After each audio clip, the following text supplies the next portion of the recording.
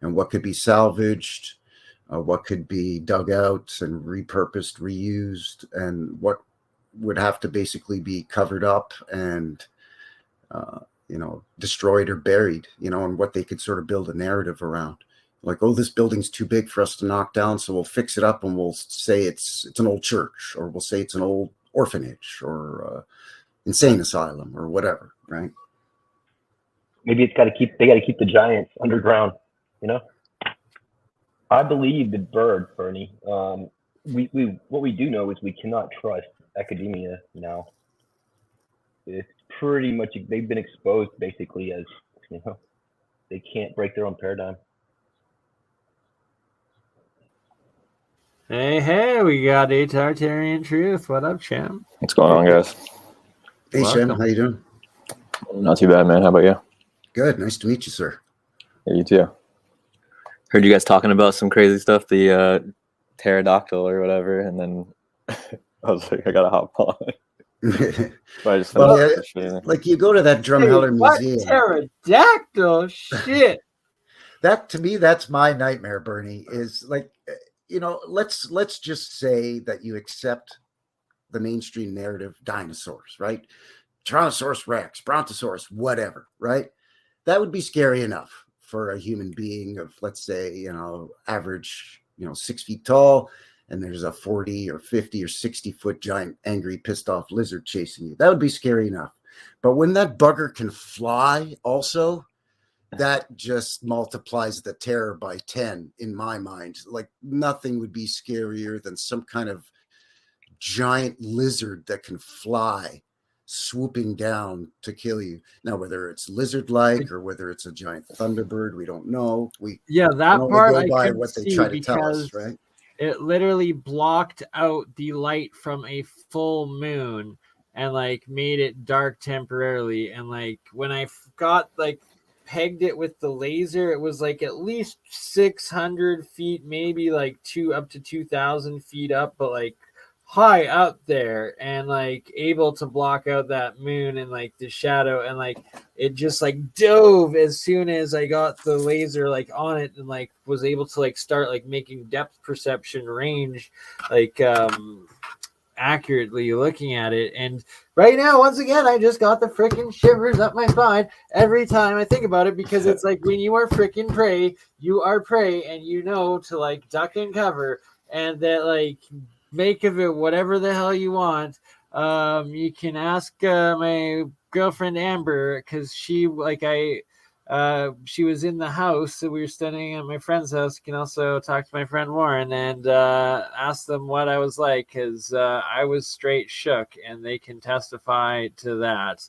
I don't know, there's caves there too, and the main thing though of these Badlands is that they all have these and look like these, or these, these, or these, or these. Bernie, there's all them shits is out there. All them things. Hey, Bernie, I'm a little older than you. A guy over here is a little long in the tooth. I'm 53. So I can remember going into Drumheller 1980, 1981, when you pretty much had free reign you could just pull over the car and you could go hiking up into where the hoodoos are. Now it's all blocked off and you can't get in there anymore. But the hoodoos with the swinging bridge when you go towards the old Atlas coal mine, right? We used to just wander around in there, me and my cousins, when they were out to visit or whatever. And there's so many caves up in there, Bernie. We would explore these caves and keep going in deeper and deeper until we weren't getting enough light shining in from the opening of the cave anymore. And it was getting too dark and we were getting too freaked out as kids, where we would have to turn around and go back out again. But there's so many caves up and around where those hoodoos are, dude. It's mind bending. I'm terrified to go in caves by myself, at least. Well, when you're a kid, you don't think, straight up. I hope Paul Cook did not get taken by reptilians, because legitimately every time in Malta he finds a carved staircase descending down, and it's like you can see that it's clearly several stories down, and that it went both ways, and that it's one that hasn't been blocked off or recognized, and that apparently there was also the reptilian, David Icke's claimed reptilian freaking triangle symbol right at the front of the door of it too, or something. I don't know. It was like this 20-minute live he did 14 hours ago, and then I haven't heard from him since. And I give it, like a 20% chance every time he goes into one of those. He's gonna have the same. Which one where did that pterodactyl in a cave? Did it end abruptly or something? Did the stream end abruptly, or did he actually? Oh yeah, the stream ended abruptly. It did. 100% it did. It ended abruptly, and there's been nothing from him since. Yikes! Well, I haven't had a chance to see that one yet, but I did watch the Jim Dillinger video that you were kind of showing little bits and pieces of earlier. I watched that video when Jim put it up on his channel. I think that's a pretty neat find. Yeah, that. Right. So then, Frankie, right over the spot, if you scroll it west across the bay, but at that same latitude there, you'll get a whole bunch more of the petroglyphs and these sunken canals. Just scroll across the bay to the left if possible.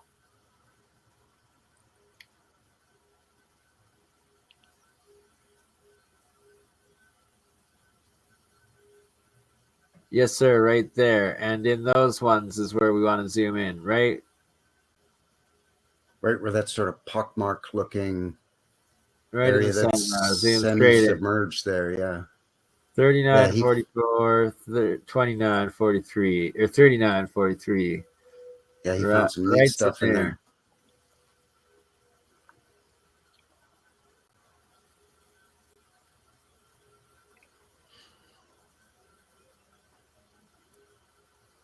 Yeah, there's all these weird petroglyphs all in and around there that Jim zoomed in on, and I mean, just like all the other petroglyphs that we see, or the majority of, they're quite large and they can only be seen from above.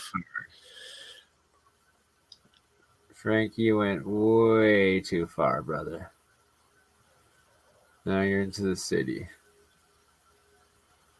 Oh, give me a sec there, Bernie. Okay, right. to the right, where it says 7412, maybe.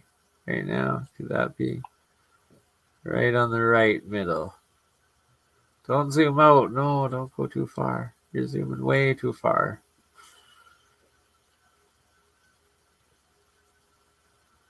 In general, the lag is frustrating, but the lag is really exceptional today. Today, the lag is every time anyone uses Google Earth Live, it just kills it all.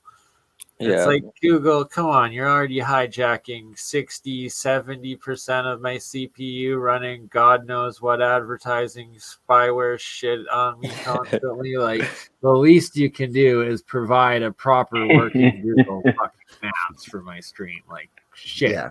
Come on now. Step up your game. We're still live on 10 different channels, and feel free to restream this to your guys' channels, New West Reset and Tatarian Truth, if you wish, or wish not. Don't worry about it. Either or, it's all good. So yeah, speculating that those giant sandbars called Long Island are terraformed, but from the ancients.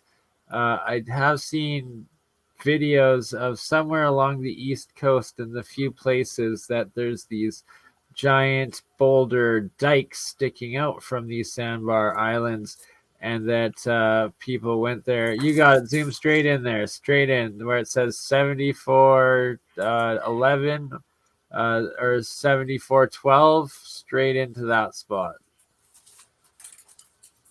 7412, and then straight in a little bit further, and that bottom right corner right now, if you could go into that one specifically. You know what this whole area looks like to me, Bernie, is it looks a lot like northern Alberta, where the eye of Alberta is, and also as you cross from Alberta up into the Northwest Territories. Zoom in there, zoom in. I'm having trouble seeing it. I don't know why. I can't really see what's going on with it. That's why I'm not really saying anything. Just zoom in all the way and let it load. Here we go. Now zoom in a little bit further and let it load. It's just taking forever for the buffering. There we go. Now we found it. And we can look at that. slowly go through all of this now. Like those are all definitely canals, all definitely geoglyphs. And the one right there under 74-1209 kind of looks like one of those troll faces that we have nowadays. Right? Like, hey, repeating patterns of 74-1209. Are these fishing baits? Is that a mouse? Are these like fishing lures? I don't know. Just throwing ideas out there. We got bushes. More. Look, yeah, it keeps going forever. Keep following all of it, my friends. There's thousands of those in there. Yeah. This is New York. What is that? Keep following them. You say this is in New York? New Jersey, I believe. Oh, it's New Jersey. Yeah, this is New Jersey. If I remember correctly. We should get rid of the. Don't zoom out too far. Just keep following all these channels, and there's literally thousands of them in here. And this isn't like some far off region of the realm. This is New Jersey. I mean, it's pretty heavily populated part of North America. I mean, New Jersey, New York. I mean, there's so many heavily populated areas around here. That's why we need to highlight. It looks like the Angkor Wat water system, sort of. It's right. Like, if you can zoom in a bit more on that, let's see if you can get a person down there perspective. Highly doubt it, but you never know.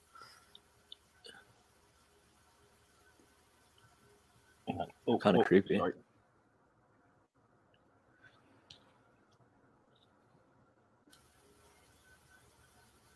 Yeah, look at that. It's just so weird. That's as far as it goes in. Some of these hieroglyphs, the shape of them, or geoglyphs, sorry, the shape of them reminds me of the serpent mound. Yeah, 100%, right? And like, look at how this is all clearly canals dug out. Like, there's no doubt about it that this is straight canals.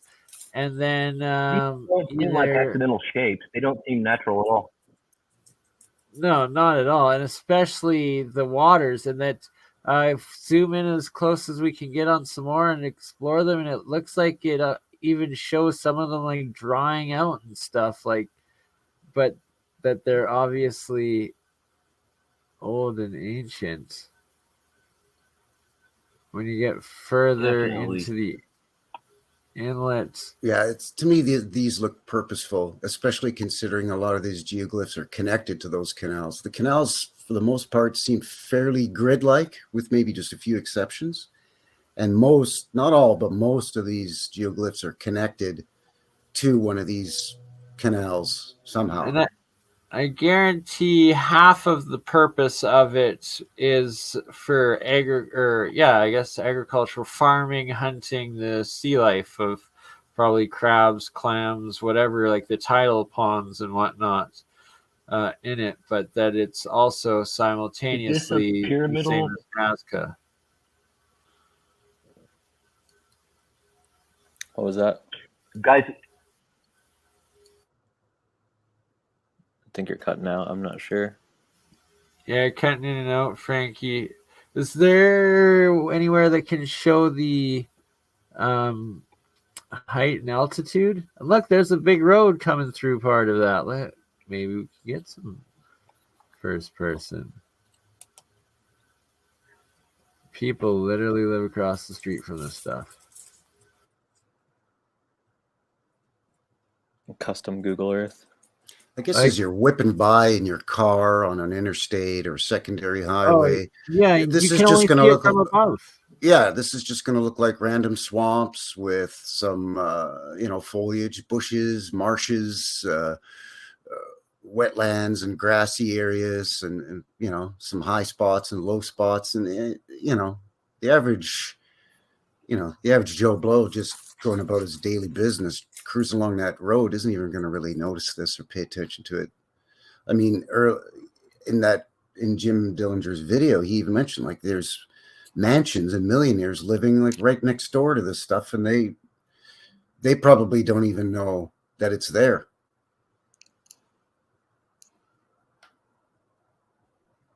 Oh, like welcome, Carmen Michelle. Yeah, I'd like to see some of these connecting more. Maybe the water level used to be higher or something. Because if they were used for trapping fish or wildlife to, capture fish or whatever you guys are speculating, that would make sense. Some of it kind of reminds me of over in Siberia too, how a lot of the land is destroyed because you have these random holes all over the place. Yeah, like yeah. This section here. Yeah, that's sort of northeastern portion of Siberia, which again looks exactly like northern Alberta. It's that same Right, sort of yeah. pockmarked. My speculation is. Sorry, go ahead.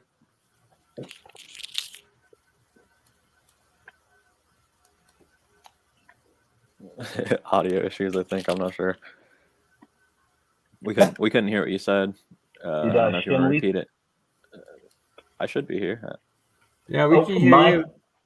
I feel like the Nazca. Oh, I can't see you, Shem. Nice to meet you, by the way. Nice to meet you too. I think that these are the Nazca lines.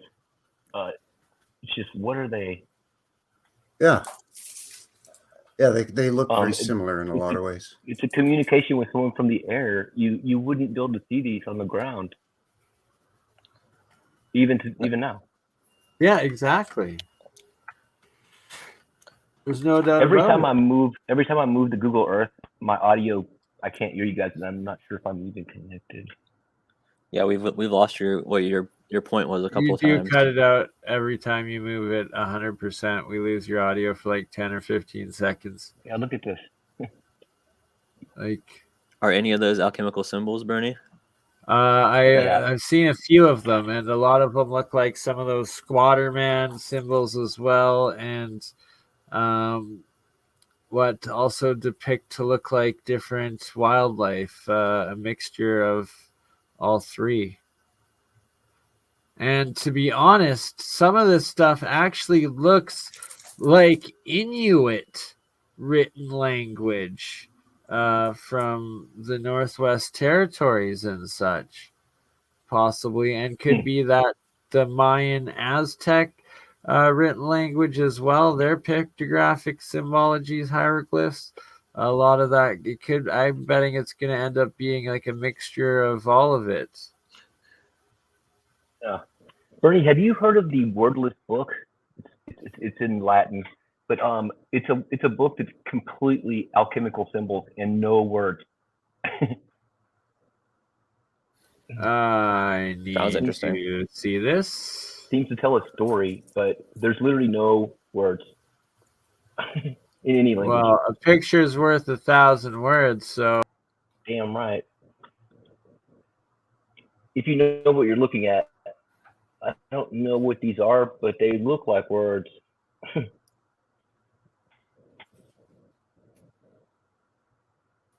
See, to me, it looks like we're looking at three different things here. We're looking at a canal system. We're looking at some kind of geoglyph, like Nazca lines sort of a thing. And then we're also looking at big pockmarks. So I think the pockmarks came in later on as whatever bombarded this thing was trying to destroy the canal system and the geoglyphs.